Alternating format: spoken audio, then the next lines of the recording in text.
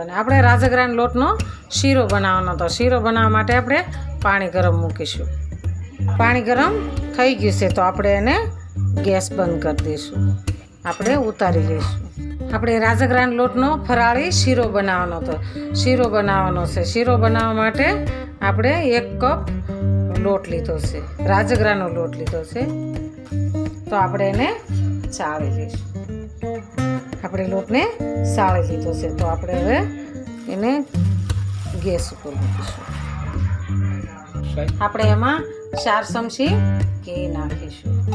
આપણે ઘટશે તો વધારે નાખીશું. એમાં આપણે લોટ એડ કરી દઈશું. આપણે એને સરસ શેકાવા દેવાનું. એકદમ સરસ શેકાઈ જાય ને ધીમા ગેસ, બહુ ફૂલ નથી રાખવાનો, ધીમો ધીમો રાખવાનો છે.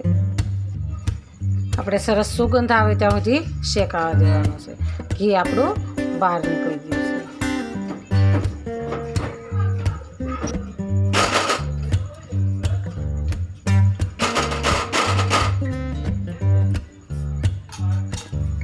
આપણે 2 ચમચી જેટલું ઘી એડ કરીશું. ઘી એડ કરી અને અંદર આપણે કાજુ બદામને પિસ્તા એડ કરી દઈશું. અંદર આપણે સરસ તળાઈ જાય. આપણે રાજગરાનો લોટ સરસ એકદમ શેકાઈ ગયો છે, કલર ચેન્જ થઈ ગયો છે. તો આપણે હવે એને એમાં આપણે આ ગરમ પાણી કર્યું હતું એને એડ કરી દઈશું.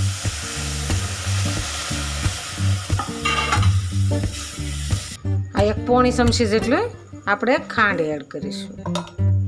આપણે શીરો સરસ તૈયાર છે. આપણે ઘી બહાર નીકળી ગયું છે, એકદમ મસ્ત બની ગયો છે. સરસ આપણો શીરો બની ગયો, એકદમ મસ્ત બની ગયો છે. આપણે હવે એને નીચે ઉતારી દઈશું. આપણે ગેસ બંધ કરી દઈશું. આપણે હવે એને ઉતારી લઈશું. આપણો ફરાળી શીરો સરસ તૈયાર છે. રાજગરાનો શીરો બનાવ્યો છે. તો આપણે એને ડીશમાં કાઢી લઈશું. આપણે આ રાજગરાનો શીરો બનાવ્યો છે. તો શીરો તૈયાર છે. તો આ મારો વિડીયો ગમે તો લાઈક, શેર અને સબસ્ક્રાઇબ કરી દેજો. રાધે રાધે.